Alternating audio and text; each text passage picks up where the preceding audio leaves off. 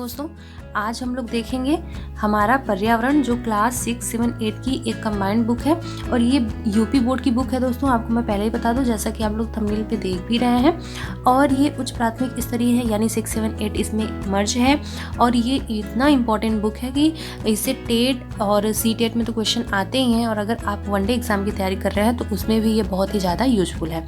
दोस्तों आप लोग वीडियो को लास्ट तक ज़रूर देखिएगा, और यहाँ से मैं आपको ये भी बताऊँगी कि इसमें से कौन कौन से क्वेश्चन रिपीटेड हुए हैं। दोस्तों हम लोग इस बुक को कवर करेंगे छोटे छोटे वीडियो में बना करके, लेकिन अभी फ़िलहाल में हम लोग बहुत ही इम्पोर्टेंट जो कैलेंडर है इसके, कि ये वाला दिवस कब मनाया जाता है, वो वाला दिवस कब मनाया जाता है, उसको हम लोग कवर करेंगे।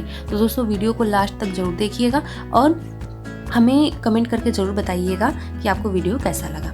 तो आइए शुरू करते हैं। ये देखिए है हमारा पर्यावरण, ठीक है, यानी कि इसमें हम लोग EVS को कवर करेंगे, और यूपी टेट के लिए तो ये रामबाण है, तो आप लोग मिस मत कीजिए और इसे ज़रूर देखिएगा। तो आइए शुरू करते हैं। तो यहाँ पे देखिए, जैसे ही हम लोग पेज खोलेंगे तो उसके फ्रंट पे ही ये लिखा हुआ है, यानी कि यूपी बोर्ड की जो बुक है वो मतलब कि इतना यूजफुल है कि उसका आप फर्स्ट पेज भी नहीं छोड़ सकते हैं, यानी आपको उसको भी पढ़ना पड़ेगा और कुछ ना कुछ आपको वहाँ से नॉलेज मिल जाएगा। तो जैसे कि हम लोगों ने देखा, इसमें क्या है, संविधान में वन एवं पर्यावरण, हमारे संविधान में वन एवं पर्यावरण के बारे में बातें की गई हैं। उसमें हम लोग देखते हैं कि कहाँ पे कहा गया है और कौन सा भाग है या फिर कौन सा अनुच्छेद है। तो यहाँ पे देखिए दिया हुआ है, और दोस्तों ये बात कर रहा है भाग 4 की। कौन से भाग की? तो भाग 4 की जो है नीति निदेशक तत्व, राज्य के नीति निदेशक तत्व हैं। कौन सा भाग? भाग 4, ठीक है ना। हमारे इसमें संविधान में भाग 4 में राज्य के नीति निदेशक तत्व की बात की गई है, जिसमें कितने अनुच्छेद हैं? अनुच्छेद 36 से 51 यानी 51 तक। राज्य के नीति निदेशक तत्व में अनुच्छेद 36 से 51 तक की बात कही गई है। अब उसी में से एक लिया गया है टॉपिक, यानी एक अनुच्छेद लिया गया है। कौन सा है? तो अनुच्छेद लिया गया है 48 क। इसको आप लोग ध्यान से देखिएगा। अनुच्छेद लिया गया है 48 क, जो कि क्या कहता है? पर्यावरण संरक्षण की बात करता है। इस चीज़ को आप लोग याद कर लीजिएगा कि हमारे संविधान के भाग 4 के नीति निर्देशक तत्व के अनुच्छेद 48 क में पर्यावरण संरक्षण तथा संवर्धन की बात की गई है। इस पे डायरेक्ट क्वेश्चन पूछ लेता है दोस्तों, तो आप लोग को ये याद होना चाहिए। डायरेक्ट क्वेश्चन कैसे पूछ लेगा कि अनुच्छेद 48 क में कौन सी बात कही गई है, निम्न में से कौन सी बात कही गई है, या फिर पर्यावरण के संरक्षण तथा संवर्धन की बात अनुच्छेद के किस अनुच्छेद में कहा गया है। तो ये चीज़ हमें याद होना चाहिए कि अनुच्छेद 48 क में कहा गया है पर्यावरण के संरक्षण एवं संवर्धन की बात, ठीक है। तो इस चीज़ को आप लोग नोट करिएगा और याद भी कर लीजिएगा। आगे देखते हैं, आगे एक चीज़ और कहा गया है, ये भी कौन से भाग का है? तो ये भी भाग 4 का ही है, भाग 4 का ही है, क्योंकि अभी मैंने बताया 36 से 51 तक का अनुच्छेद। तो ये कितना अनुच्छेद है? अनुच्छेद है 51 क, ठीक है। अनुच्छेद है 51 क, यानी कि राज्य नीति निदेशक तत्व की ही बात कही गई है। भाग 4 से ही कहा गया है, लेकिन कहा क्या गया है उसको हम लोग देख लेते हैं। कि कहा गया है कि प्रत्येक नागरिक का कर्तव्य, ठीक है। तो आपको यहाँ पे देखिए इसमें क्या दिया हुआ है, राज्य नीति निदेशक तत्व के अनुसार, राज्य नीति निदेशक तत्व के अनुसार राज्य, ठीक है ना, यहाँ पे राज्य काम करेगा। जबकि अगर हम 51 क की बात करें, 51 क में कहा गया है कि नागरिक का कर्तव्य होगा, यानी 48 क में कहा गया है कि राज्य पर्यावरण संरक्षण की बात करेगा, जबकि 51 क में कहा गया है कि नागरिक का कर्तव्य होगा। अब देखते हैं नागरिक का क्या कर्तव्य होगा। तो देखिए, नागरिक का कर्तव्य होगा कि वन प्राकृतिक पर्यावरण के अंतर्गत वन, झील, नदी और वन्य जीव की रक्षा करें, यानी कि ये नागरिकों का कर्तव्य होगा कि इनकी रक्षा करें। और पर्यावरण संवर्धन और संरक्षण की बात कौन कर रहा है? 48 का, यानी कि राज्य नीति निदेशक तत्व। तो यहाँ पे देखिए उसका संवर्धन करें तथा प्राणी मात्र के प्रति दया भाव रखें, ठीक है। तो ये बातें कही गई हैं हमारे फ्रंट पेज पे। और कौन कौन से अनुच्छेद में? अनुच्छेद 48 का पर्यावरण के संरक्षण संवर्धन की बात, और अनुच्छेद 51 का इसके नागरिकों का कर्तव्य है कि प्राकृतिक पर्यावरण और उनका संवर्धन करें, संरक्षण करें और उनका संवर्धन करें, ठीक है। अब आगे चलते हैं। आई होप आप लोगों को ये समझ में आ रहा होगा और समझ में ये भी आ रहा होगा कि हाँ कितना यूजफुल है ये। अब आगे देखते हैं हम लोग कि पर्यावरण कैलेंडर। आगे हम लोग देखते हैं पर्यावरण कैलेंडर, यानी इसमें जो होंगे टॉपिक वो पर्यावरण से किसी न किसी तरीके से रिलेटेड होंगे। और दोस्तों ये इतने इम्पॉर्टेंट हैं कि किसी न किसी एग्ज़ाम में ज़रूर आ जाते हैं। और आपको मैं यहाँ से बता दूँ कि इसमें जो भी है वो किसी न किसी एग्ज़ाम में आए हुए ही हैं। और दोस्तों इतना इम्पॉर्टेंट है कि यूपी बोर्ड में तो ये, यूपी के मतलब टेट में तो ये आता ही आता है। तो दोस्तों यहाँ से कुछ नहीं करना है, हम लोग को एक सीक्वेंस में यहाँ पे लिखा हुआ है और जो इम्पोर्टेंट मुझे लग रहा था मैंने उसे भी नोट डाउन यहाँ पे कर दिया है। तो आप लोग इसे प्लीज़ नोट कर लीजिएगा और याद भी कर लीजिएगा। और दोस्तों वीडियो को लास्ट तक तो ज़रूर देखा कीजिए। तो यहाँ पे देखिए हम लोग देखते हैं पहला क्या है, 3 मार्च। यहाँ पे देखिए 3 मार्च है पहला, और क्या है, विश्व वन्य जीव दिवस। दोस्तों यहाँ पे इसको ध्यान से देखिएगा, ये वन्य जीव दिवस की बात कर रहा है। अभी वन दिवस, ठीक है ना, और वन्य जीव सप्ताह भी आता है, तो इसीलिए मैंने इसको नोट डाउन कर लिया यहाँ पे कि वन्य जीव दिवस है ये। इसको मैं हाईलाइट कर देती हूँ ताकि आप लोग के दिमाग में रहे कि वन्य जीव की बात कर रहा है, ठीक है ना, और दिवस मनाने की बात कर रहा है, सप्ताह की बात नहीं कर रहा है, दिवस की बात कर रहा है। तो कब है ये, 3 मार्च, ठीक है, याद रहेगा। फिर उसके बाद अगला देखिए हम लोग देखते हैं क्या, 20 मार्च। 20 मार्च को विश्व घरेलू गौरैया दिवस। गौरैया हाँ जो छोटी छोटी होती हैं वो वही गौरैया, उनके संरक्षण हेतु जागरूकता फैलाने के लिए ये मनाया गया है। कब मनाया जाता है, 20 मार्च को। कब मनाया जाता है विश्व गौरैया दिवस, 20 मार्च को, ठीक है, गौरैया दिवस 20 मार्च को, याद रहेगा। अगला देखते हैं हम लोग क्या है, 21 मार्च को वन दिवस। दोस्तों यहाँ पे देखिए, आपने यहाँ पे देखा क्या, वन्य जीव की बात की, यहाँ पे वन्य जीव की बात की, लेकिन यहाँ देखिए क्या है, वन की बात की जा रही है, ठीक है। 21 मार्च को वन दिवस, ये चीज़ आपको कंफ्यूज नहीं होना है। यहाँ पे वन्य जीव है, यहाँ पे वन है, यानी कि वनों के जीवों की बात कही गई है 3 मार्च को, जबकि वन की बात की गई है 21 मार्च को। और दोस्तों इसी तरीके से हम लोग अभी और आगे देखेंगे तो वहाँ पे वन्य जीव सप्ताह मनाया जाएगा, तो आपको बिल्कुल भी कंफ्यूज नहीं होना है, ठीक है। फिर उसके बाद आगे देखते हैं हम लोग क्या है, ये मोस्ट इंपॉर्टेंट है दोस्तों, 22 मार्च, ठीक है, क्या है 22 मार्च। 22 मार्च को कौन सा दिवस मनाया जा रहा है, विश्व जल दिवस। विश्व जल दिवस 22 मार्च को मनाया जा रहा है। और उसी के नीचे अगर हम लोग देखें तो 22 अप्रैल को विश्व पृथ्वी दिवस मनाई जा रही है, ठीक है ना। तो 22 मार्च को जल दिवस, 22 अप्रैल को पृथ्वी दिवस। और उसी के नीचे देखिए जस्ट नीचे क्या मैंने नोट किया हुआ है, 22 मई। 22 मई को क्या है, विश्व जैव विविधता दिवस, ठीक है, क्या है, विश्व जैव विविधता दिवस। तो यहाँ पे देखिए विश्व जैव विविधता दिवस, ठीक है। तो यहाँ पे मैंने एक सीक्वेंस में ही लिख दिया है क्योंकि ये काफ़ी कंफ्यूजिंग होता है कि 22 मार्च को विश्व जल दिवस मनाते हैं या फिर पृथ्वी दिवस मनाते हैं या फिर जैव विविधता दिवस मनाते हैं। और एग्जामिनर क्वेश्चन भी इसी तरीके से पूछते हैं और ऑप्शन भी सेम यही देते हैं ताकि हम लोग कंफ्यूज हो जाए। तो ऑप्शन क्या देंगे, जैसे क्वेश्चन पूछ दिया कि पृथ्वी दिवस कब मनाया जाता है, और ऑप्शन उन्होंने दे दिया 22 मार्च, 22 अप्रैल, 22 मई, और उपयुक्त में से कोई नहीं। तो हमारे दिमाग में रहता है 22 तो था लेकिन क्या था, तो इसलिए मैंने यहाँ पे एक सीक्वेंस में लिख दिया है ताकि कंफ्यूजन ना हो और एक चीज़ों को हम लोग एक लाइन से अच्छे से दिमाग में बैठा लें। तो यहाँ देखिए याद करने का तरीका क्या है कि हमें जीवन जीने के लिए अगर हम देखें तो सबसे ज़रूरी है जल, ठीक है ना। तो सबसे पहले क्या आएगा, 22 मार्च को सबसे पहले क्या आ जाएगा, जल, ठीक है ना, यानी कि हमें सबसे ज़रूरी है जल की, तो 22 मार्च को आ गया जल, ठीक है। उसके बाद फिर हम आते हैं, जल आया किस पे, पृथ्वी पे, ठीक है ना। तो जल आएगा आप किस पे, पृथ्वी पे। तो जल जब आ गया पृथ्वी पे तो 22 अप्रैल जो हो गया वो पृथ्वी दिवस हो गया। फिर उसके बाद जब जल हो गया, पृथ्वी हो गया, तो अब क्या होगा कि जैव विविधताएं आ जाएंगी, ठीक है ना, यानी कि मिट्टी भी हो गई और पानी भी हो गया, तो फिर वहाँ पे क्या होगा, पेड़ पौधे उगेंगे या फिर जीव जंतु पनपेंगे, तो ये क्या हो गया, जैव विविधता हो गई। तो जैव विविधता कब हो गया, 22 मई को, ठीक है। तो यहाँ से आप एक सीक्वेंस में याद कर सकते हैं। आई होप आप लोग को ये मतलब कि समझ में आ ही गया होगा कि 22 मार्च को क्या है, विश्व जल दिवस है, 22 अप्रैल को पृथ्वी दिवस है और 22 मई को विश्व जैव विविधता दिवस है। ये एक सीक्वेंस में मैंने लिख दिया है यहाँ पे, तो आपको ये याद रहेगा। और इसका जो क्यों मनाते हैं तो इसको आप लोग देख लीजिएगा, ये बहुत एक बार पढ़ने पर ये मतलब कि माइंड में सेट हो जाएगा। और ये पूछता नहीं है, ज़्यादातर यही पूछता है कि कब मनाते हैं, तो यहाँ से आपको याद हो गया। अब चलते हैं आगे, देखते हैं 5 जून विश्व पर्यावरण दिवस। आई होप ये तो आप सभी को पता होगा कि 5 जून को विश्व पर्यावरण दिवस मनाते हैं और ये बहुत बार क्वेश्चन रिपीट हुआ है, मतलब हर एग्ज़ाम में अगर कहें पर्यावरण से एग्जामिनर को कुछ बनाने का मूड होता है तो बस वो पर्यावरण दिवस ही पूछ लेते हैं, लेकिन अब एग्ज़ाम का जो लेवल है वो चेंज हो रहा है, तो ये सब भी हमें पर्यावरण के कैलेंडर याद होने चाहिए। तो यहाँ पे देखिए विश्व पर्यावरण दिवस कब है, 5 जून को है।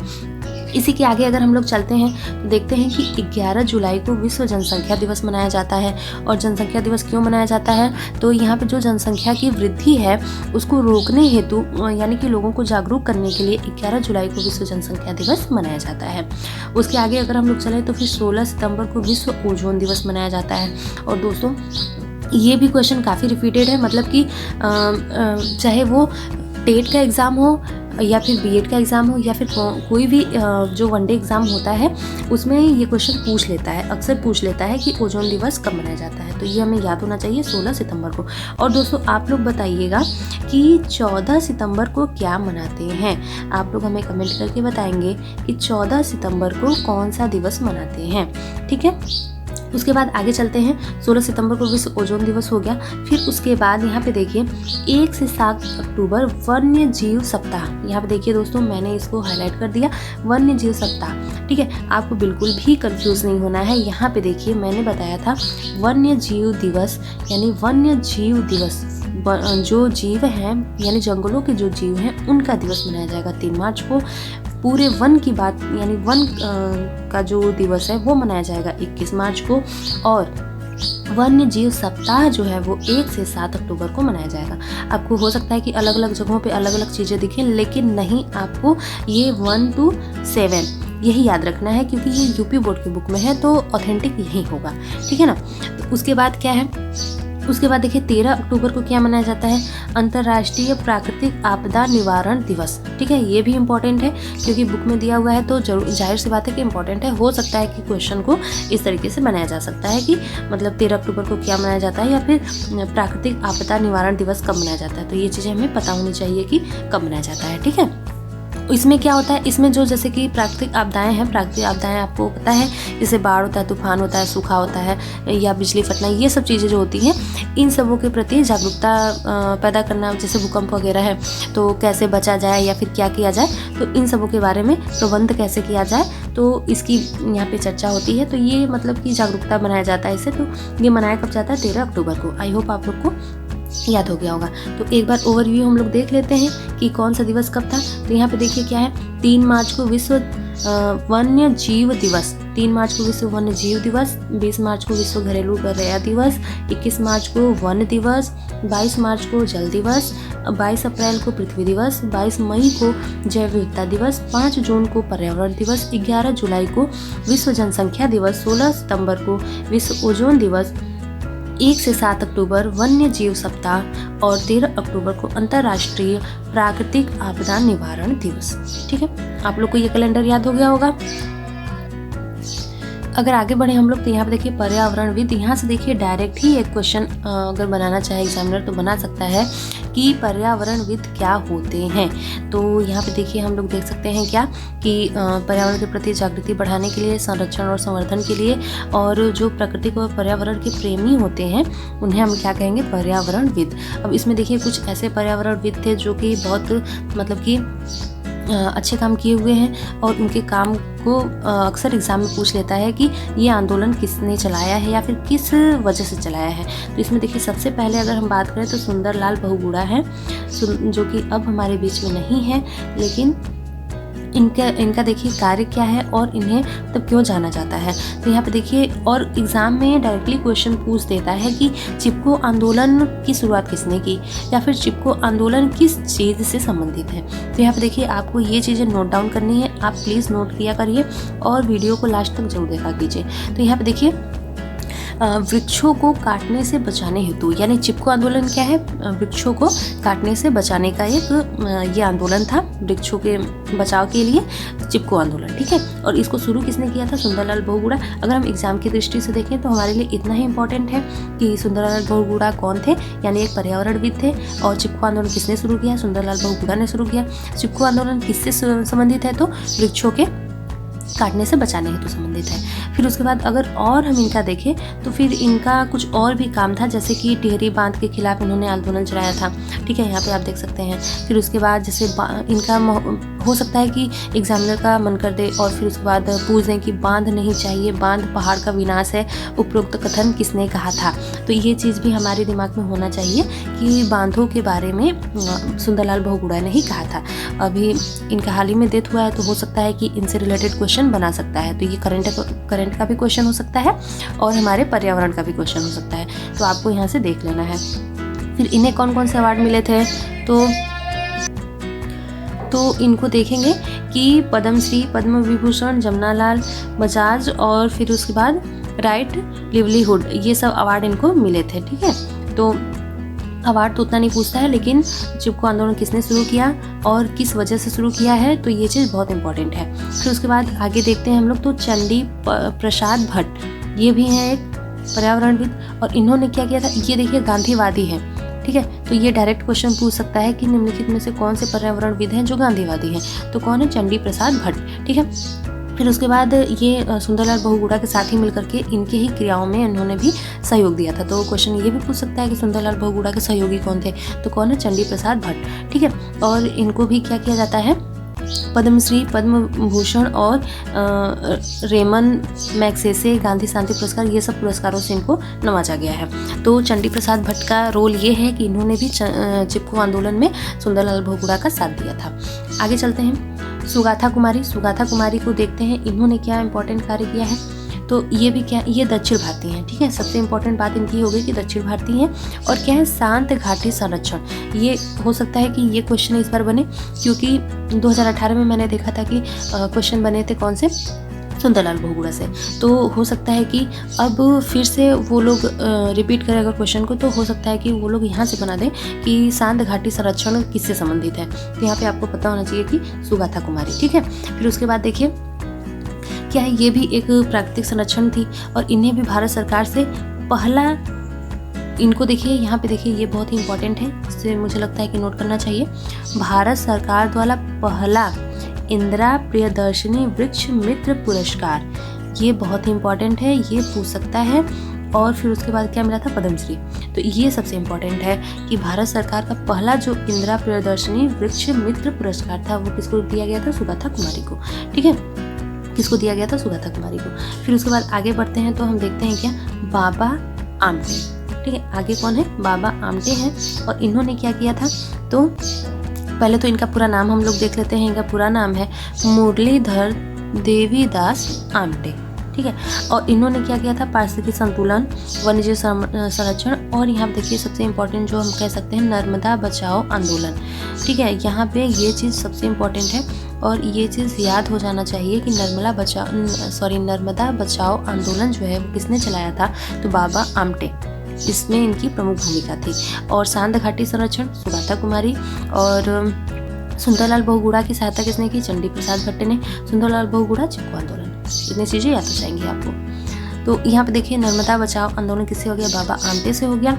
और फिर उसके बाद इनको भी पद्मश्री और मैग्सेसे पुरस्कार, पद्म विभूषण, गांधी शांति पुरस्कार, ये सब पुरस्कार इनको दिए गए थे। तो इनका सबसे इम्पोर्टेंट 3 चीज़ हो गया।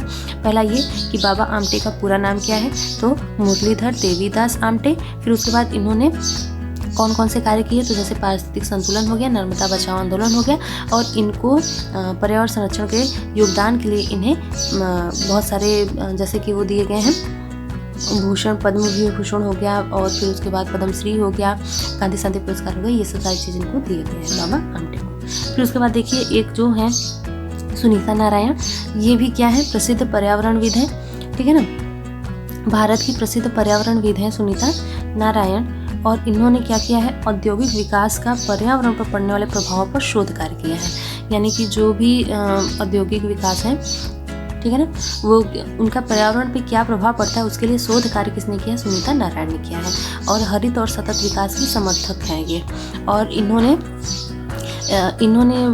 मतलब कि पद्मश्री और राजलक्ष्मी पुरस्कार से इन्हें अलंकृत किया गया है। तो यहाँ पे आप लोग देख रहे होंगे सुनीता नारायण किससे संबंधित हो गए, औद्योगिक, यहाँ पे देखिए औद्योगिक विकास का पर्यावरण पर पड़ने वाले प्रभाव के लिए शोध कार्य इन्होंने किया है। ठीक है, तो यहाँ से हम लोग देख सकते हैं कि ये जो 3-4 लोग हैं बहुत ही इंपॉर्टेंट है। पहले हो गए सुंदरलाल बहुगुणा, चिपको आंदोलन, वृक्षों को बचाने के लिए, चंडी प्रसाद भट्ट गांधीवादी पर्यावरणविद और चिपको आंदोलन के सक्रिय सहभागिता। फिर उसके बाद सुगाथा कुमारी शांत घाटी संरक्षण, दक्षिण भारतीय हैं। उसके बाद बाबा आमटे, मुरलीधर देवीदास आमटे, पूरा नाम नर्मदा बचाओ आंदोलन। उसके बाद फिर सुनीता नारायण और औद्योगिक विकास का पर्यावरण पर पड़ने वाले प्रभाव पर शोध कार्य किया है इन्होंने। आई होप आप लोग को ये इतना याद हो गया होगा। और दोस्तों यहाँ पे हमारा ये चीज़ कंप्लीट हो गया और आई होप आप लोग को ये पूरा सेशन समझ में आया होगा और याद हो गया होगा इसी एक वीडियो में। और इसके क्वेश्चन कैसे बनते हैं मैं साथ में बताती गई हूँ, तो आप लोग इसको अच्छे से याद कर लीजिएगा और हमें कमेंट करके ज़रूर बताइएगा कि आपको वीडियो कैसा लगा और अपने दोस्तों में ज़रूर से शेयर कीजिएगा। मिलेंगे अगले वीडियो में, तब तक के लिए स्टे मोटिवेट एंड जय हिंद।